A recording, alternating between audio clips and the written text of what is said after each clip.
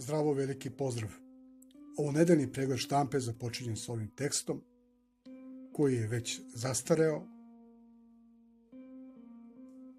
Znači, poslate su prve fotografije koje su identične onim koje su snimljene i pre lansiranja. Navodno su proklijale prve biljke na mesecu. Ja stvarno nemam komentar. Ko može da poveruje u ovakve priče? A ubrzo nas sustigla i ova tužna vest da su te biljke uvenule navodno od hladnoće. Stvarno, ko koga tu u zdrav mozak.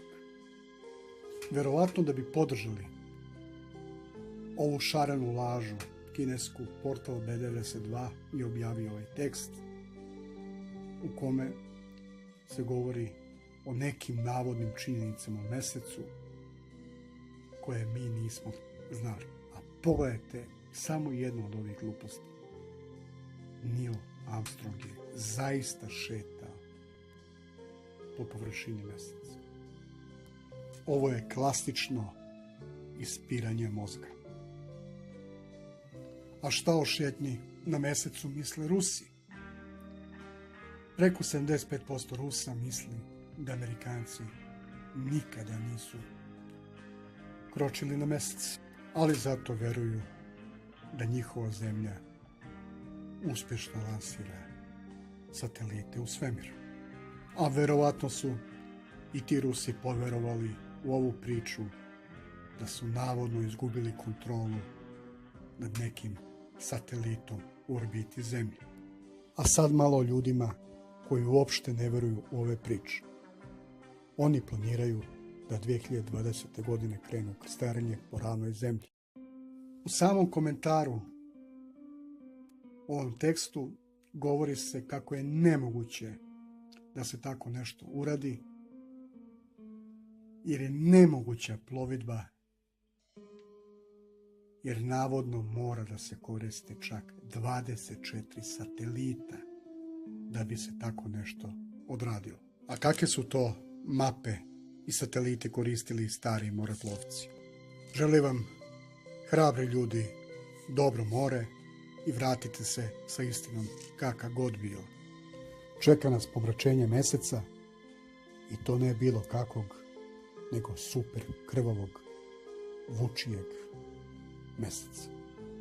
Dragi moji astronomi, kod nas u Srbiji svaki dan tako.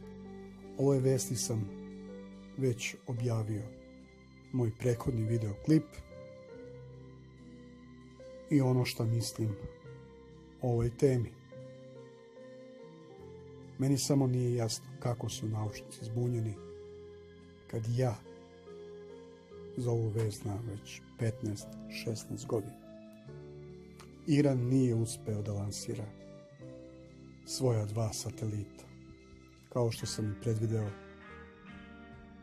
u jednom od mojih ranih videoklipova. Astronomi amateri otkrili retku planetu. A šta rade u NASA? Puštaju amatere da otkrivaju nešto u kosmosu.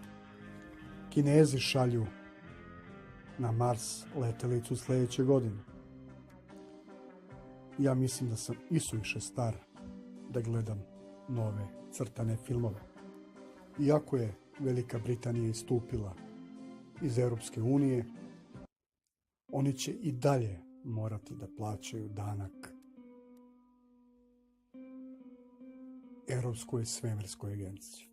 Ko im je kriv? Iako se ne slažem sa izjavom ovog naučnika, ipak moram da dam svoj komentar. Evo pogledajte kako prolaze naučnici koji kažu javno i glasno svoje mišljenje. Izgube sve ono što su zaslužno sticali tokom cijelog života.